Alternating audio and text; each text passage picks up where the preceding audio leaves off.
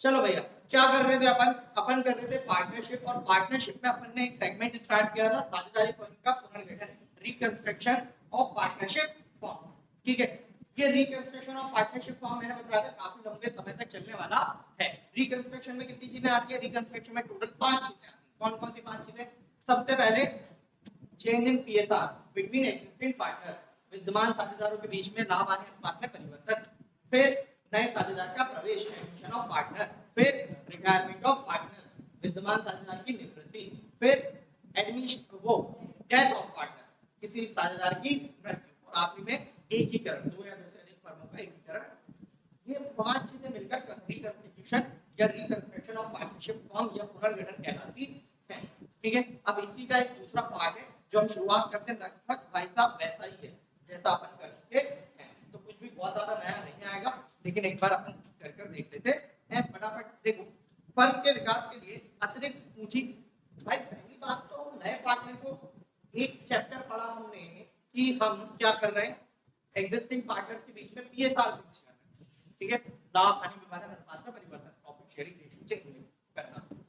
अब वो चेंज करते हैं, उसकी कुछ अपनी वजह होती है। ठीक है, किसी का पार्टिसिपेशन ज्यादा है, किसी का कम है, किसी की कैपिटल ज्यादा है, किसी की कम है, किसी का एक्सपीरियंस ज्यादा है, किसी का कम है, किसी का वर्क परफॉर्मेंस अच्छा है, किसी का कम है। तो इन सब रीजनों से हम क्या कर सकते हैं, विद्यमान साझेदारों के बीच में लाभ हानि अनुपात में परिवर्तन कर सकते हैं।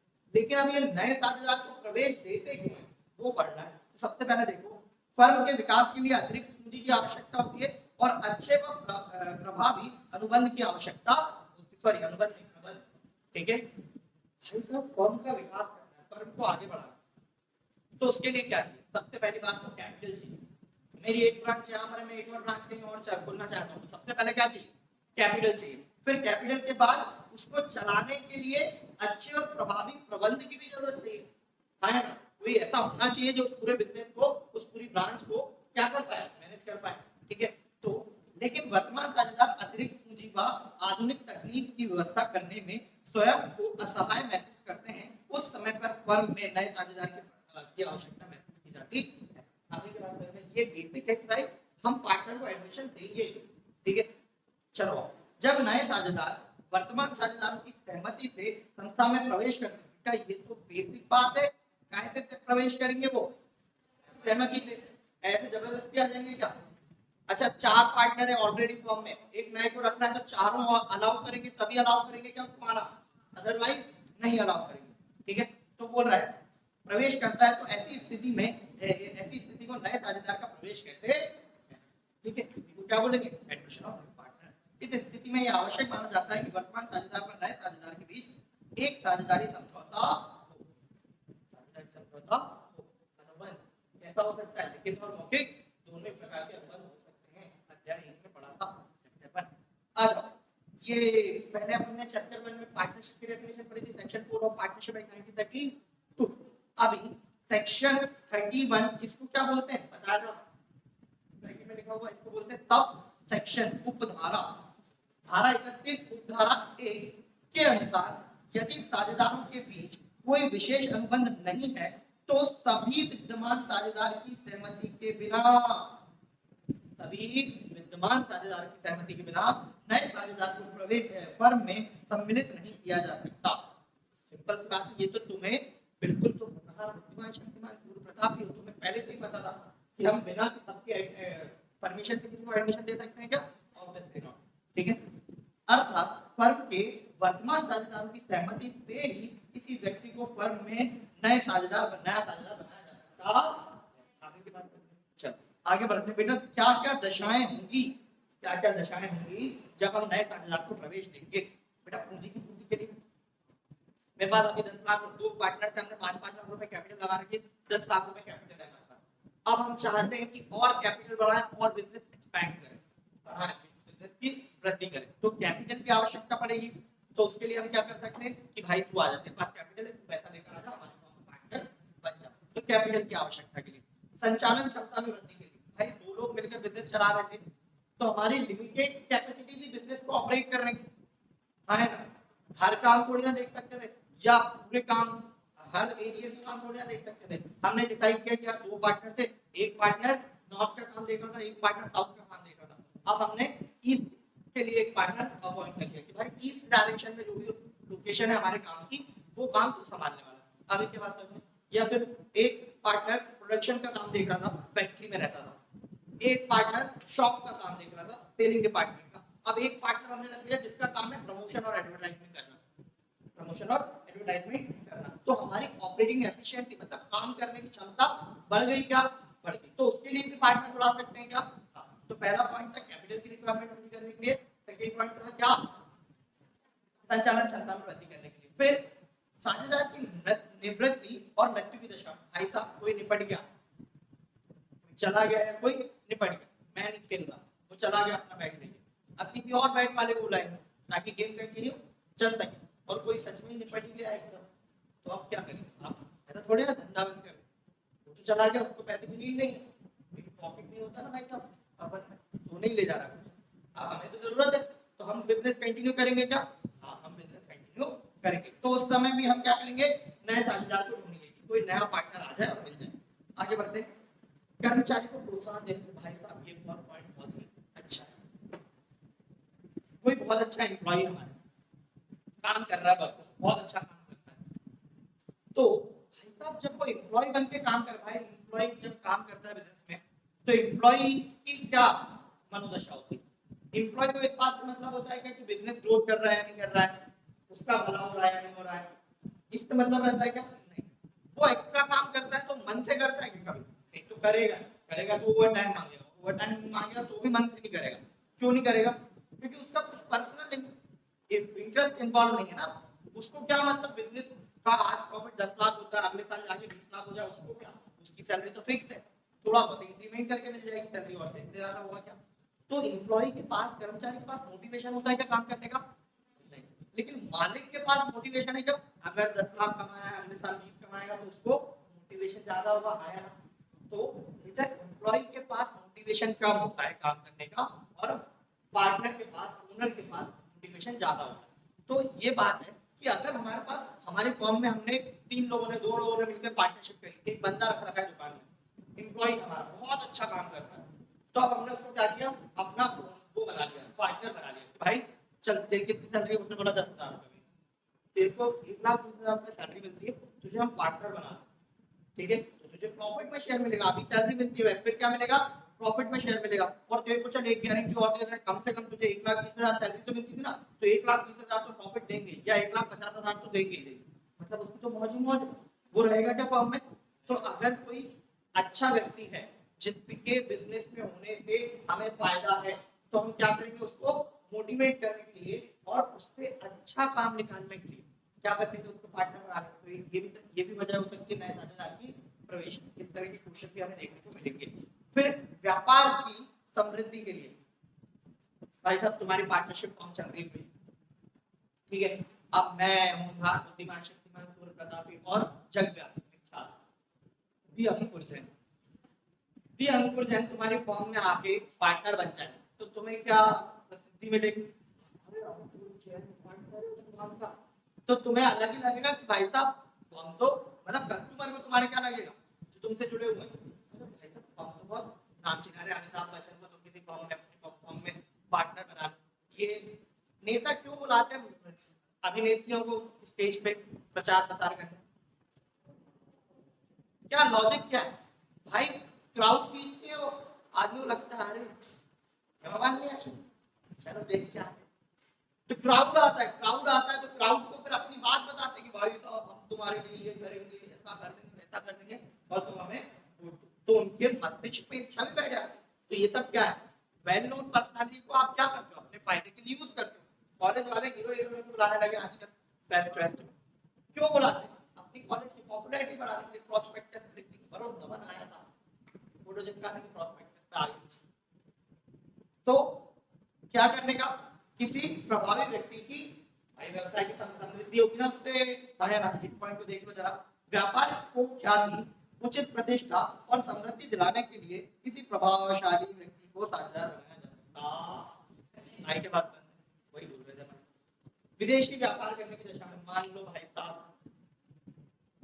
ये किराना स्टोर पैरागढ़ में चल गई, फिर हम आगे गए भोपाल, भोपाल से आगे गए, पीएमपी से आगे गए, इंडिया लेवल पे चल गई, अब हमारा और लाना चाहा लपलप, तो लपलप आई तो हमने बात करी कहा कनाडा, ठीक है, कनाडा में बात करी, कनाडा कनाडा कनाडा में बात करी हमने, और वहां पे हमारे पंजाब साहब के सोडी जी मिल गए और हमने उनसे बात करी कि यार वहां पर भी एक एजे किराना स्टोर की वो बोलते हैं, क्या बोलते हैं, शॉप ओपन करते हैं, ब्रांच ओपन करते हैं और उसको आप संभालना।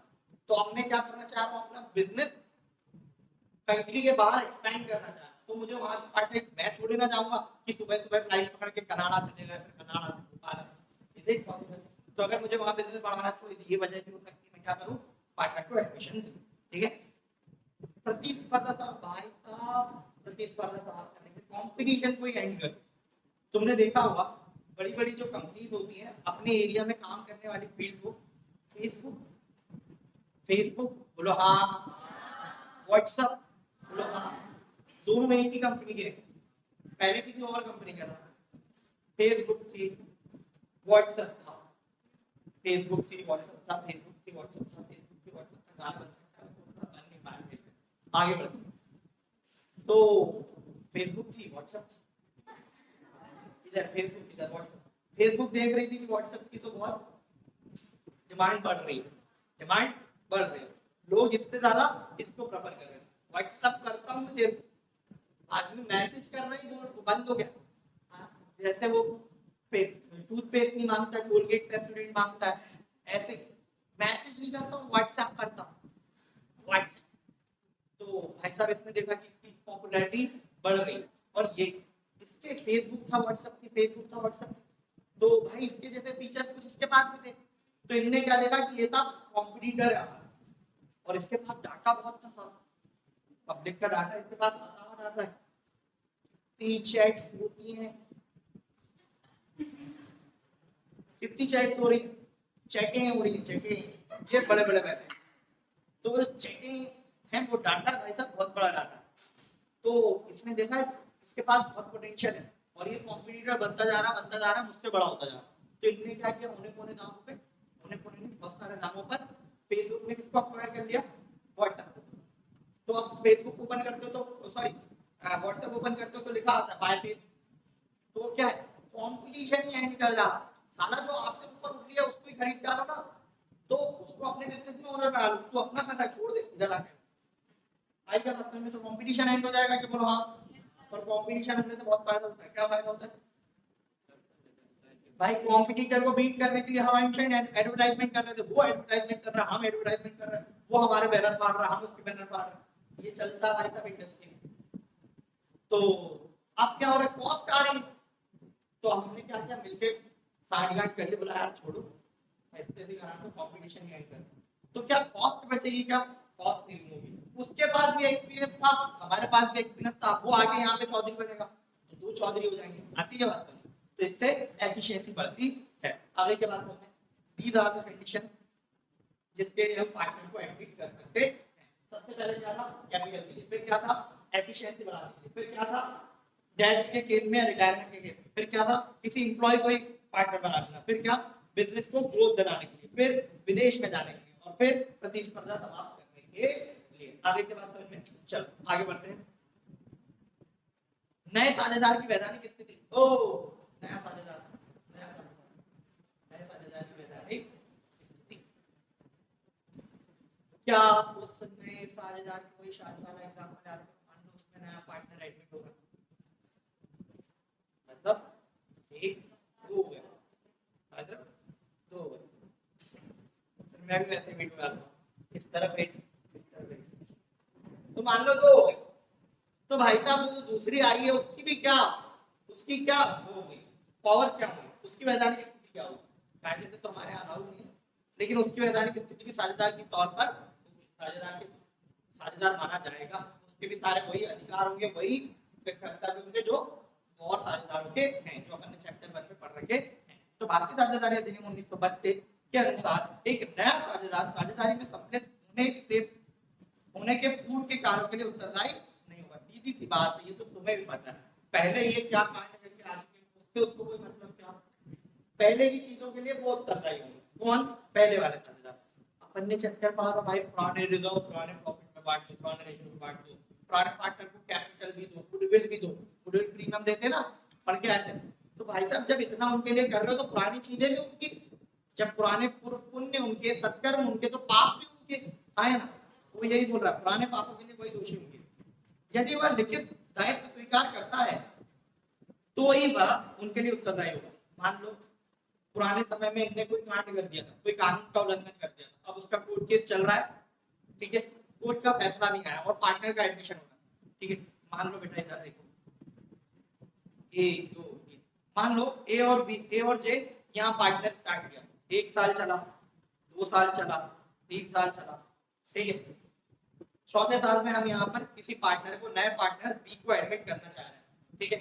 हुआ क्या था, इस साल में हमसे गड़बड़ हो गई थी। क्या गड़बड़ हो गई थी, हमने कहीं पे राशन सप्लाई किया और वो एक्सपायरी डेट करेंगे, बच्चों को उल्टी दस्त हो गया साहब, ठीक है। अब हम पे केस चल रही है, कोर्ट में केस चल रही है हमारी फॉर्म पे, एजे किराना स्टोर, एजे किराना स्टोर पे क्या चल रहा है, एजे किराना स्टोर पे केस चल रहा है। अब केस चल रहा है तो उसका फैसला आया नहीं, तो या तो ये पार्टनर जो नया बंदा आ रहा है, ये पहली बात तो लॉजिकली है कि ये क्या नहीं होगा, इस केस के लिए, इस केस की वजह से जो भी हमें फाइन वाइन लगता है या जो भी सजा होगी उसके लिए वो दायी नहीं होगा, एक बात। लेकिन अगर वो लिखित सहमति दे दे कि हाँ भाई मैं तुम्हारे पापों के लिए, पुराने पाप के लिए भी बराबर का हिस्सेदार हूं, तो वो दायी हो सकता और ऑब्वियसली नहीं देगा। समझते हो? है? आगे बढ़ते बेटा, चलो फिर बोल रहा है, नए साझेदार के प्रवेश के पश्चात वह फर्म के सभी कार्यों में सहभागी होता है और उसके लिए उत्तरदायी होता है। सीधी सी बात है, ठीक है। यदि समझौते द्वारा उसके कार्य को सीमित किया गया हो तो वह फर्म के कार्यों में अपनी सीमा में ही कार्य करता है। हमने मान लो उसकी लिमिट तय कर दी कि इस काम में अपनी सोच नहीं घुसाएगा, तेरा काम लिमिटेड, तो वो उससे आगे नहीं जाएगा। आगे के बाद भाई वो तो एग्रीमेंट है यार, एग्रीमेंट में कुछ भी कर सकते। चलो नए साझेदार के राइट, बेटा नए साझेदार के राइट कैसे होंगे, पुराने साझेदार की तरह होंगे क्या, आया ना। व्यापार की संपत्तियों पर उसका हक होगा क्या, ऐसे को यूज कर सकता है, हाँ। फिर नाम में हिस्सा पा सकता है क्या, और उसके पास बुक्स ऑफ अकाउंट चेक करने के राइट होंगे, जब मीटिंग होगी तो उसमें बोलने का राइट होगा, ठीक है, हाँ ना करने का राइट होगा, किसी नए पार्टनर को एडमिट ना होने देने का राइट होगा, अगर लोन दिया है तो उस पर इंटरेस्ट लेने का राइट होगा, इंटरेस्ट और कैपिटल इंटरेस्ट ऑन सैलरी का अगर महंगा है तो वो सब सैलरी बोनस कमीशन वो सब लेने का भी उसके पास अधिकार होगा। ये सब पुरानी बातें तो अपन अभी इसको जाकर डिटेल में नहीं पढ़ते। आगे बढ़ते हैं बेटा, दिस इज द पॉइंट जिस पर हमें डील करना है। नए साझेदार के प्रवेश पर प्रमुख समायोजन, ठीक है, वही सब है जो अपन पहले देख के आ चुके हैं। बेटा रिकंस्ट्रक्शन के टाइम पर क्या क्या बताया था जरा बताओ, क्या क्या बताया था, न्यू पीएसआर रिकंस्ट्रक्शन, जब जब न्यू रिकंस्ट्रक्शन होगा तब तक नया पीएसआर कैलकुलेट करना पड़ेगा। फिर नया पीएसआर कैलकुलेट होगा तो किसी को गेन होगा, किसी को सैक्रिफाइस होगा। अब किसी को गेन हो रहा है, किसी को सैक्रिफाइस हो रहा है, तो उसके लिए हमें उसको मुआवजा देने के लिए क्या चाहिए पड़ेगा, गुडविल चाहिए पड़ेगी, तो गुडविल कैलकुलेशन आएगी। फिर गुडविल कैलकुलेशन हो जाएगी तो फिर गुडविल प्रीमियम का डिस्ट्रीब्यूशन आएगा, फिर डिस्ट्रीब्यूशन आ जाएगा। फिर अपन ने क्या पढ़ा था, अगर पुराने रिजर्व वगैरह है तो उन सबको बांट बूट के खत्म करेंगे। फिर एक पॉइंट पढ़ा था जिससे रिलेटेड लास्ट चैप्टर में हमने क्वेश्चंस नहीं देखे थे, इस चैप्टर में देखेंगे कि संपत्तियों और दायित्वों का क्या किया जाता है, पुनर्मूल्यांकन किया जाता है, ठीक है।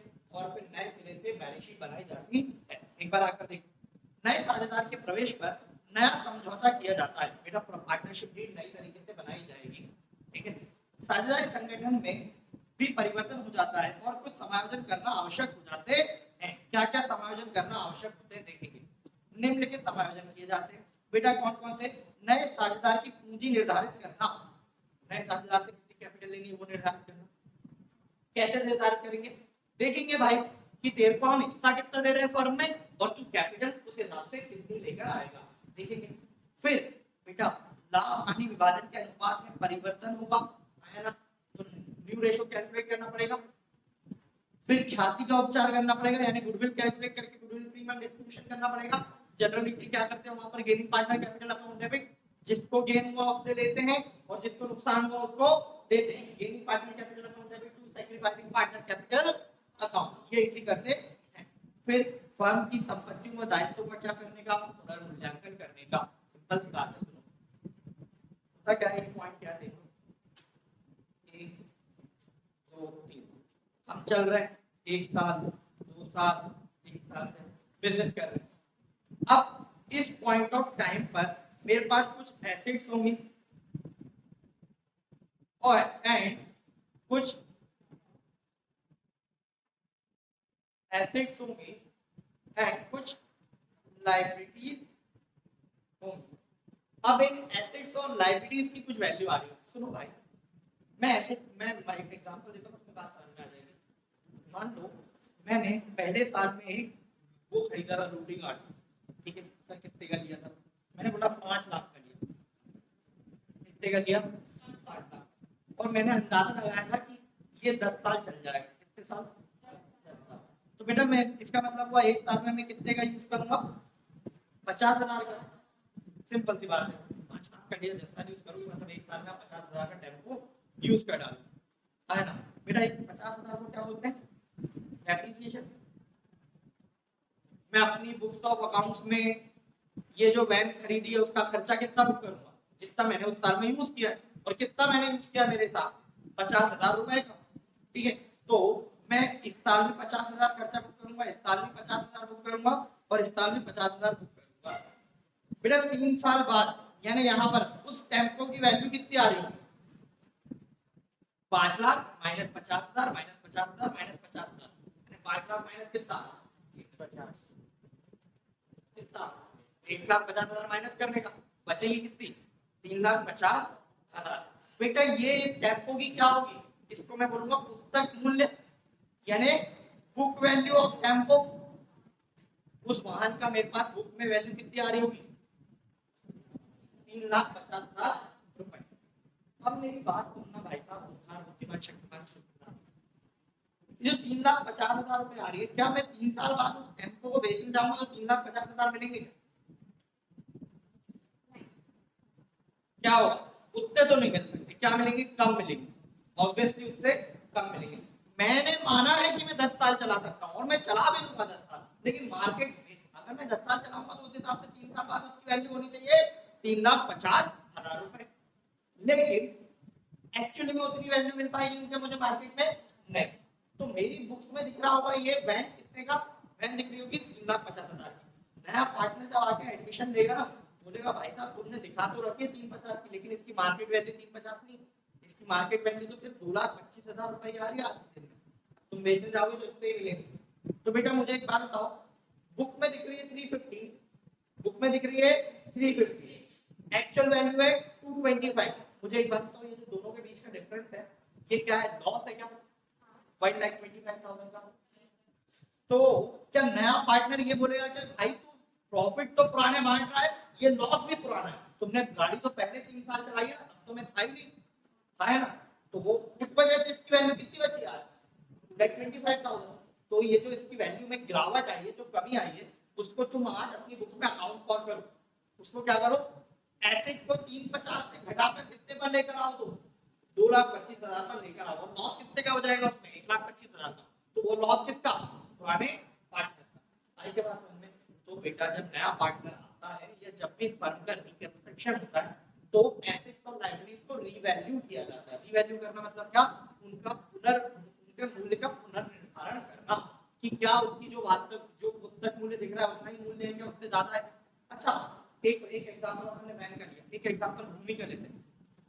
मान लो फर्म के पास कोई 10 लाख रुपए की लैंड पड़ी है, इधर ली थी हमने, वो पहले साल के एंड में खूब पैसा कमाया हमने, खूब पैसा कमाया और 10 लाख रुपए की एक जमीन खरीदी। क्या प्लॉट खरीद लिया हमने? कितने का? 10 लाख रुपए का। अब हमारी बुक में कितने का दिख रहा है? वो 10 लाख रुपए। बेटा जब यहाँ नया पार्टनर एडमिट हो रहा था ना, तब हमने उसकी मार्केट वैल्यू पता करी 55 लाख रुपीज। कितनी? 55। कितने का फायदा हो रहा है हमें?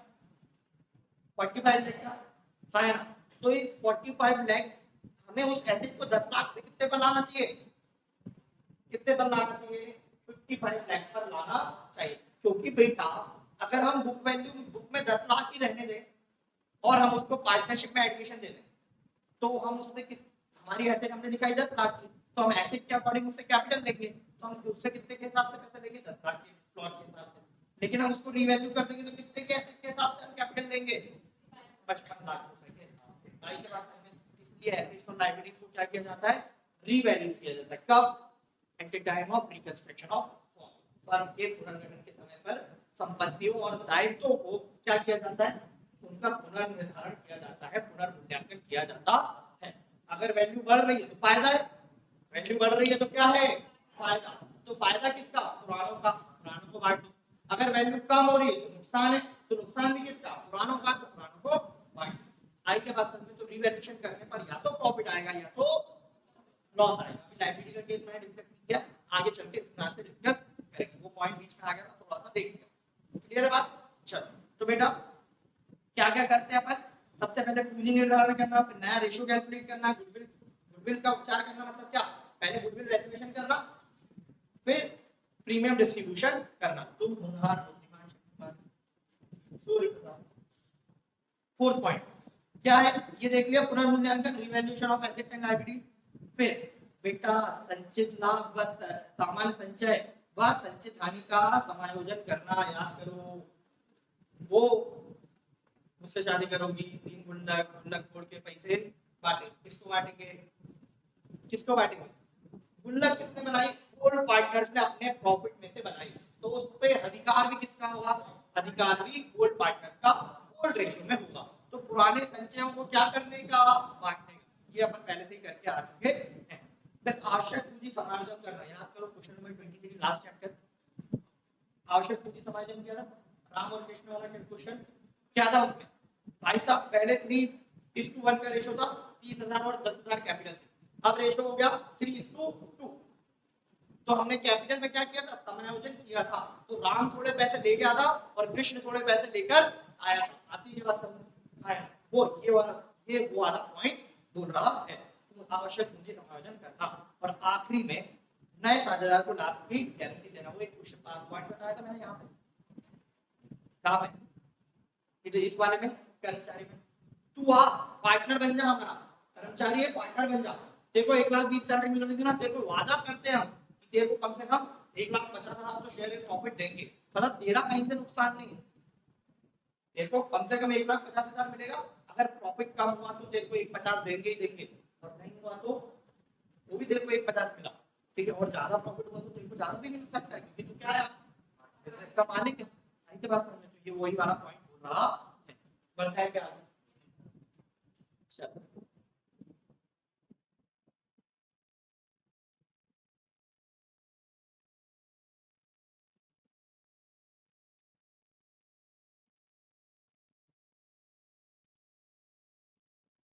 देखेंगे आगे। होनहार बुद्धिमान शक्तिमान सूर्य प्रतापी।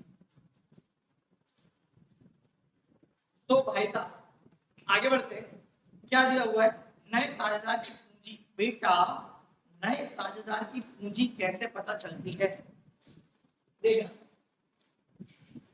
जैसा कि पूर्व में आप जान चुके हैं कि नए साझेदार को व्यापार में संपत्ति पर अधिकार प्राप्त करने के लिए आपसी समझौते के अनुसार पूंजी की रकम लानी होती है। भाई वो कैपिटल किस बात के लिए लाएगा, उसको एसेट्स में हिस्सा मिलेगा, एसेट्स में उसका राइट बढ़ जाएगा, तो हम कैपिटल उससे कितने हिस्सा मंगाएंगे, जितना हम अपनी उसको एसेट्स में राइट दे रहे हैं, ठीक है। पूंजी की राशि साझेदारों द्वारा नकद धन या फिर संपत्ति के रूप में अथवा मिश्रित रूप में प्रदान की जा सकती है। मेरी बात सुनना बेटा, नया पार्टनर आया, वो कैपिटल ला रहा है, तो कैपिटल कैसे कैसे ला सकता है, कैश ला सकता है। कैश का मतलब कैश एंड बैंक दोनों होता है, चेक लेकर आया वो बात वो भी उधर होती है, कैश एंड कैश इक्विवेलेंट बोलते हैं, नगद नगद के समतुल्य। चेक के द्वारा दिया गया धन क्या होता है, नगद नहीं होता, लेकिन नगद के समतुल्य होता है। तो या तो कैश ला सकता है, कैश में बैंक भी इन्वॉल्व है, और या तो इन काइंड ला सकता है। काइंड मतलब क्या, उसके पास कोई एसेट है, उसकी एसेट की हमें जरूरत है, ठीक है। मान लो मेरी कंस्ट्रक्शन कंपनी, उसके बाद जेसीबी मशीन, ठीक है। अब वो पार्टनर बन रहा है, तो हमने, हमारे पास जेसीबी मशीन नहीं है, रोड रोलर नहीं है, उसके बाद हमने बोला तू अपनी एसेट ले आ, यही हम तेरा कैपिटल कंट्रीब्यूशन मान लेंगे। भाई साहब वो कैश लेकर आएगा, हम क्या खरीदेंगे उससे, संपत्तियां। वो संपत्तियां डायरेक्ट ला के दे रहा है, ऐसा कर सकते हैं क्या, हाँ कर सकते हैं। तो कैश भी ला सकता है, काइंड भी ला सकता है, और दोनों का मिश्रित भी ला सकता है क्या, थोड़ा कैश थोड़ा काइंड। चल इस स्थिति के अनुसार निम्न प्रश्न की जाएगी, ये जनरल एंट्री अभी नहीं समझाएंगे, ठीक है, चलो समझाई देते हैं।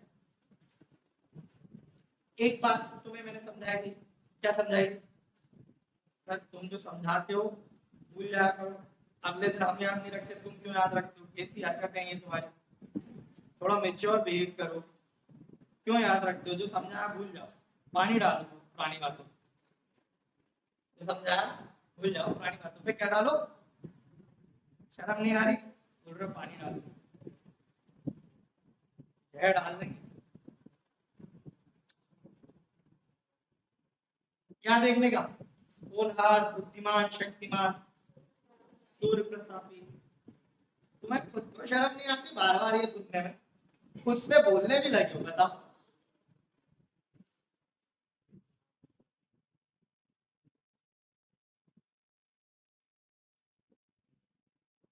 बताओ कौन कौन है?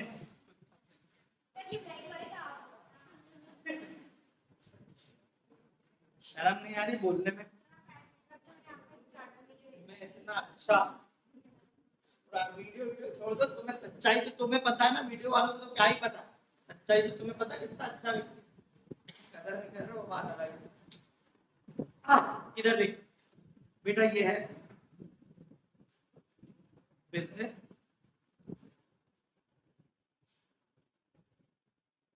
मैन, और ये कौन है? ठीक है, अब मेरी बात सुनना, ये बिजनेसमैन और ये बिजनेस। अब सब पूरी राम कहानी तुम पहले ही जान चुके हो, लेकिन तुम्हें आता कुछ भी नहीं भाई। अभी उसको पार्टनरशिप फॉर्म में उसको क्या रख लो, बिजनेसमैन को पार्टनर बोलते हैं, है ना बेटा? ये इसको कैपिटल देता है, बोलो हाँ। ठीक है, कैपिटल इसके लिए क्या होती है? लाइबिलिटी होती है, और अकाउंटिंग किसकी होती है? हमेशा इसकी।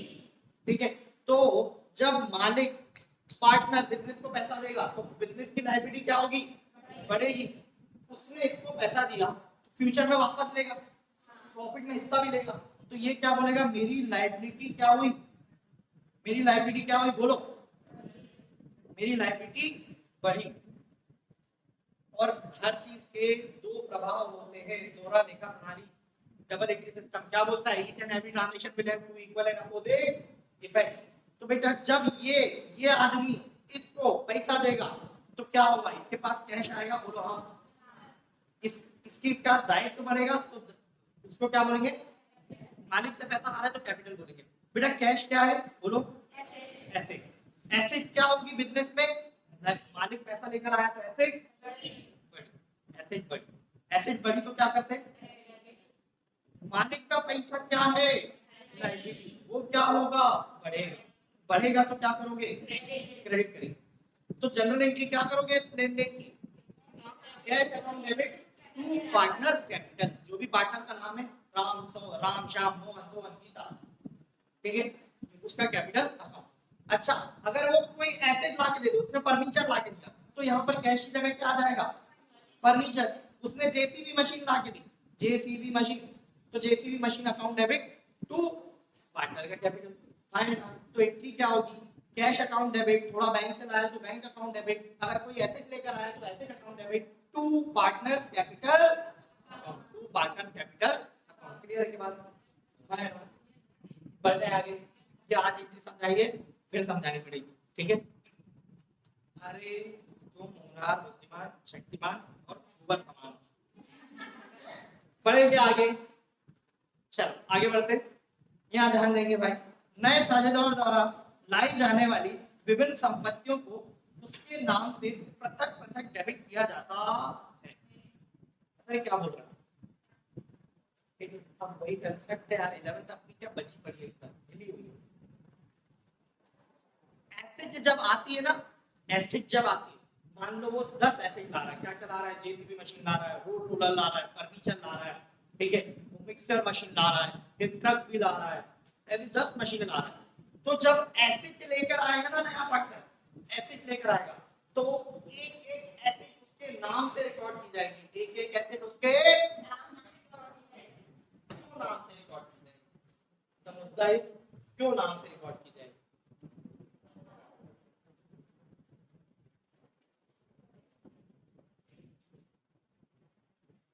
मेरे सवाल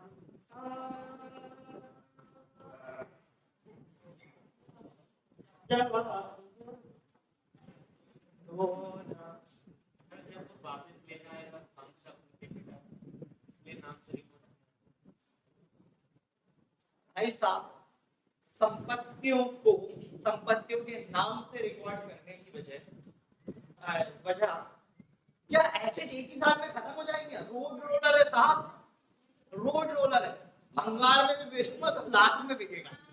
रोड रोलर खत्म होगा क्या?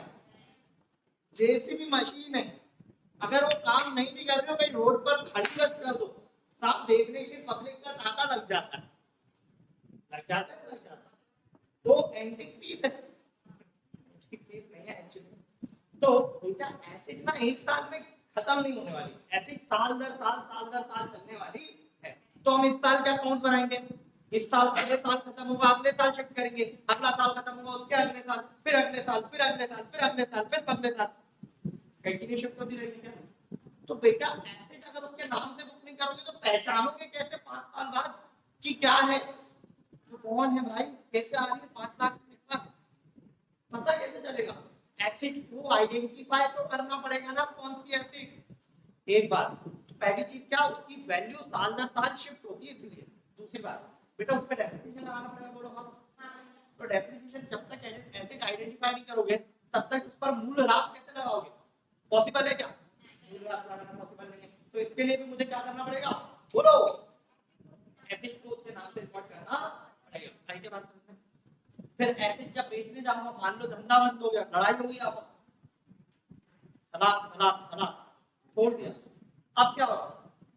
तो हंगामा में देखिए परेश रावल अपनी बीवी से बोलता है जा चली जा, बोलती हाँ चली जाऊंगी, पहले मैं जो 3 एम्बेसडर गाड़ी भर के सोना लाई थी ये लाई दे दे, तो चुप हो जाता है क्योंकि कौन दे रहा साहब इतना पैसा।